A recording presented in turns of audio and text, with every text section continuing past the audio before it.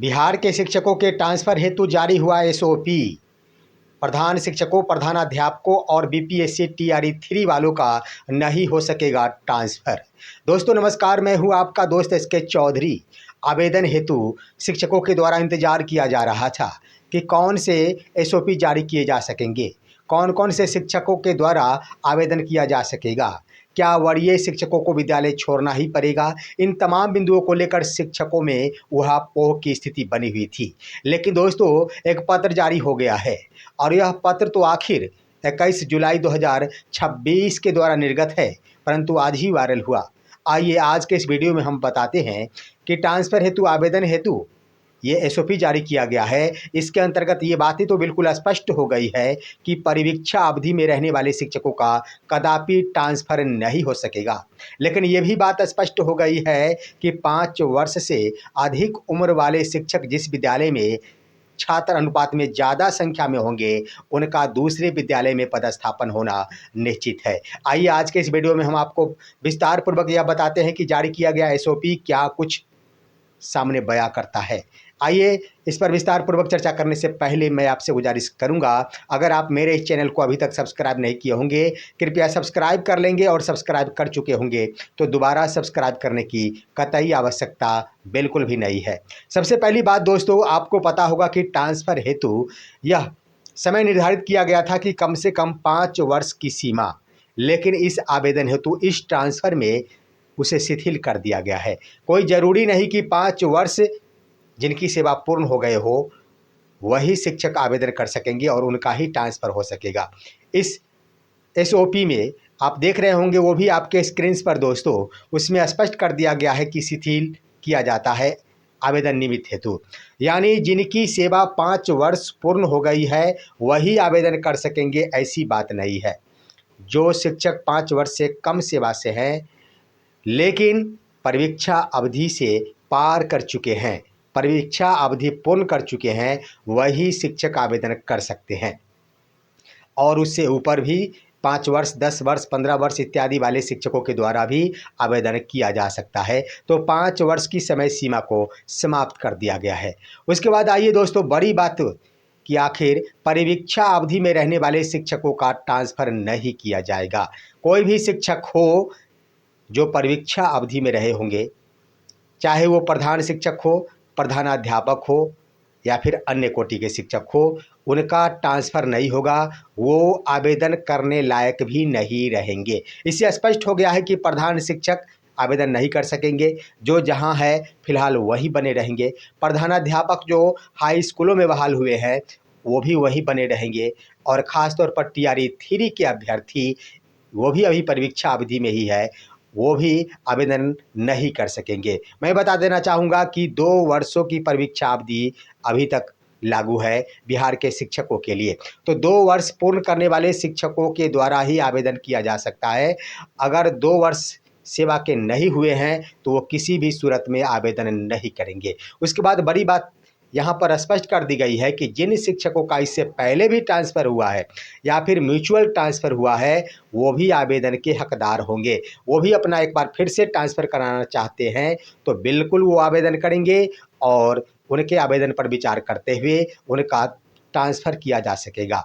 अब आइए मुख्य बात पर हम चर्चा करते हैं कि 3 चरणों में यह प्रक्रिया संपन्न कराई जाएगी, जिसमें सबसे पहले समायोजन यानी समानुपातीकरण, उसके बाद म्यूचुअल ट्रांसफ़र और अंत में है सामान्य स्थानांतरण। तो यहाँ पर समायोजन के लिए स्पष्ट निर्देश दे दिया गया है। इसमें अधिशेष शिक्षक और अभाव वाले शिक्षकों की चर्चा की गई है। वह विद्यालय जहां छात्र के अनुपात में 2025-26 के अंतर्गत जितने भी छात्र नामांकित है, उसके आलोक में ही जिस विद्यालय में शिक्षकों की संख्या ज़्यादा है वो अधिशेष शिक्षक वाले विद्यालय कहलाएंगे। जिस विद्यालय में छात्र के अनुपात में शिक्षकों की संख्या कम है वह अभाव शिक्षक वाले विद्यालय कहलाएंगे, और अभाव शिक्षक वाले विद्यालय में ही अधिशेष शिक्षक वाले विद्यालय से शिक्षक जाएंगे। इसके लिए यह समय सीमा का निर्धारण कर दिया गया है कि 5 वर्ष की सेवा होनी चाहिए। अब आइए दोस्तों यहाँ पर अधिशेष शिक्षक वाला विद्यालय, अधिशेष शिक्षक कौन कहलाएंगे। तो दरअसल एक विद्यालय में अगर एक से अधिक शिक्षक हैं, जो अधिशेष शिक्षक यानी जिनकी सेवा 5 वर्ष से ऊपर है, तो वो 5 वर्ष से ऊपर वाले सभी के सभी शिक्षक अधिशेष शिक्षक कहलाएंगे। अब है कि वहाँ अगर 3 शिक्षक हैं अधिशेष शिक्षक और 3 शिक्षक ज़्यादा है, तो हर हाल में उन्हीं तीनों शिक्षकों का समायोजन होगा। और उसी बात पर यहाँ पर देखा जाए कि अगर किसी विद्यालय में 3 शिक्षक ज़्यादा है परंतु किसी के भी 5 वर्ष पूर्ण नहीं हुए हैं, तो इसके लिए क्या प्रावधान किया गया है।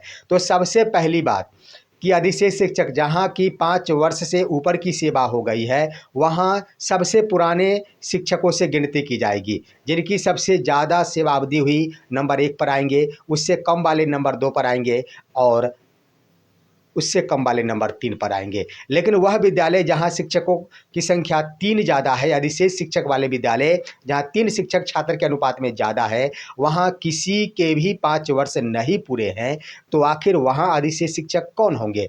तो इसके लिए निर्देश दे दिया गया है कि उस विद्यालय में सबसे कम दिनों से जो शिक्षक कार्यरत है वो अधिशेष शिक्षक कहलाएंगे। यानी जो शिक्षक सबसे अंत में बहाल हुए हैं 1 नंबर पर वो आएंगे, उससे पहले जो बहाल हुए 2 नंबर पर वो आएंगे और उसके बाद जो बहाल हुए 3 नंबर पर वो आएंगे। तो इस तरह की बातों की चर्चा कर दी गई है। तो दोनों तरह के शिक्षकों को विद्यालय छोड़ना होगा। ऐसी बात नहीं कि 5 वर्ष से ऊपर सेवा दे चुके शिक्षक ही अधिशेष शिक्षक कहलाएंगे और उनका ही ट्रांसफ़र होगा।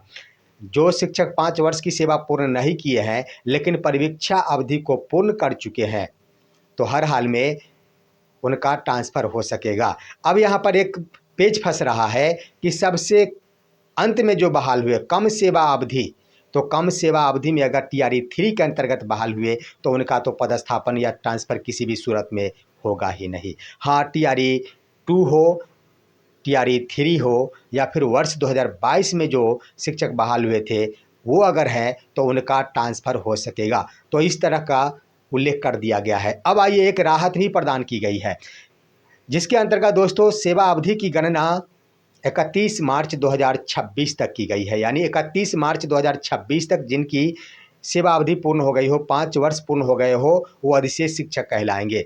31 मार्च 2026 तक अगर उनका 2 वर्ष पूर्ण हो चुका है तो हर हाल में वो भी शिक्षक परिवीक्षा अवधि को पूर्ण कर चुके हैं। इस तरह से अवधि की गणना हेतु SOP जारी किया गया है।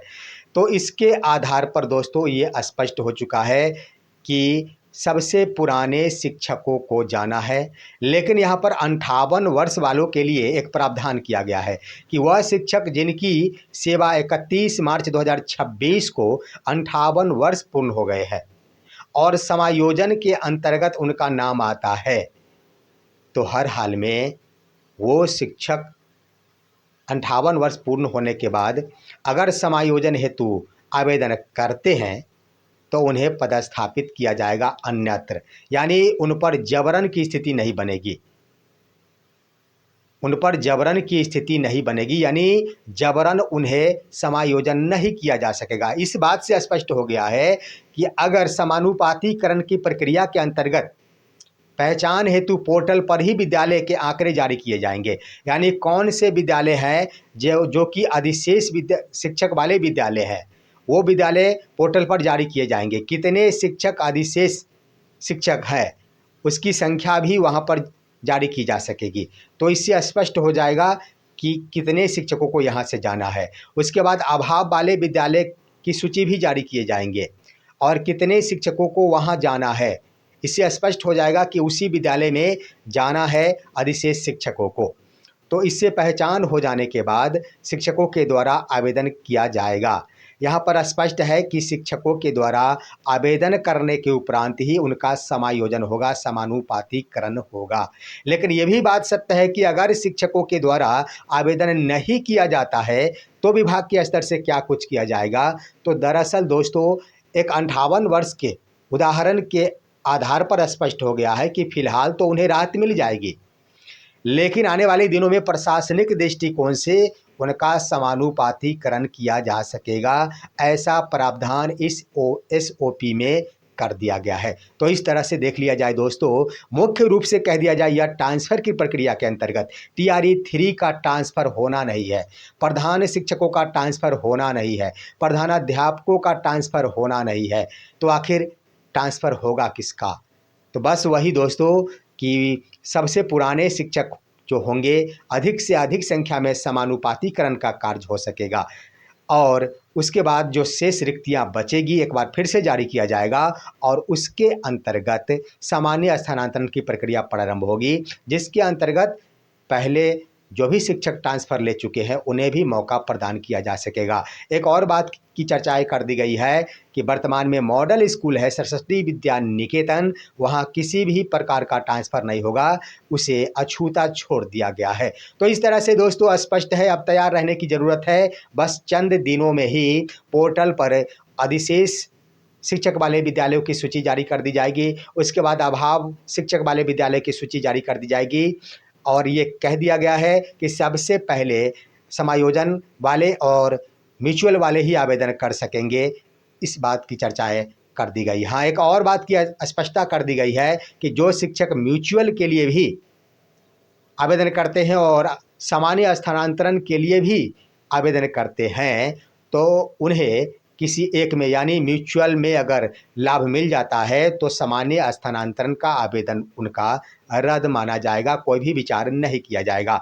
और साथ ही साथ इससे पहले जितने भी आवेदन किए गए हैं उन सभी को रद्द कर दिया गया है। अब उसकी कोई मान्यता नहीं रह गई है, एक बार फिर से नए तरीके से आवेदन किए जा सकेंगे। अब देखना दिलचस्प होगा कि समानुपातीकरण की प्रक्रिया में आखिर वरीय शिक्षकों का ट्रांसफ़र तो होगा। सबसे पहले जिला संवर्ग के शिक्षकों के बारे में चर्चाएं की गई है कि गृह जिले के अंतर्गत ही समानुपातीकरण का कार्य किया जाएगा जिला संवर्ग के शिक्षकों का। तो इसके अंतर्गत नियमित कोटि के शिक्षक आते हैं, विशिष्ट शिक्षक आते हैं, उसके बाद विद्यालय अध्यापक भी आते हैं, जहां जो सबसे पुराने शिक्षक होंगे निश्चित रूप से उनका समानुपातीकरण किया जाएगा। और ये बात सत्य है, स्पष्ट कर दिया गया है कि प्रत्येक प्राथमिक विद्यालय में एक अतिरिक्त सीट क्रिएट किया जाएगा, प्रधान शिक्षकों के लिए एक अलग सीटें रखी जाएगी। तो इस तरह से दोस्तों नया एसओपी जारी होने से स्पष्ट हो गया है कि समानुपातीकरण पर इस ट्रांसफर में सबसे ज़्यादा बल दिया जा रहा है।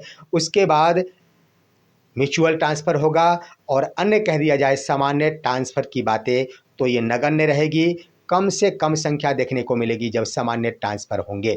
देखना दिलचस्प होगा आने वाले दिनों में आखिर शिक्षकों के स्तर से इस पर क्या प्रतिक्रियाएं आती है। शिक्षकों के स्तर से कोर्ट का रुख अपनाया जाता है या फिर शिक्षकों के द्वारा स्वयं ही आवेदन करने के बाद रास्ते चुन लिए जाएंगे। इस पर आप क्या कहेंगे, अपनी राय कमेंट के माध्यम से दीजिए। हमारे इस वीडियो को ज़्यादा से ज़्यादा लाइक और शेयर कीजिए और अब दीजिए अपने दोस्त को इजाज़त। अगले वीडियो तक के लिए नमस्कार।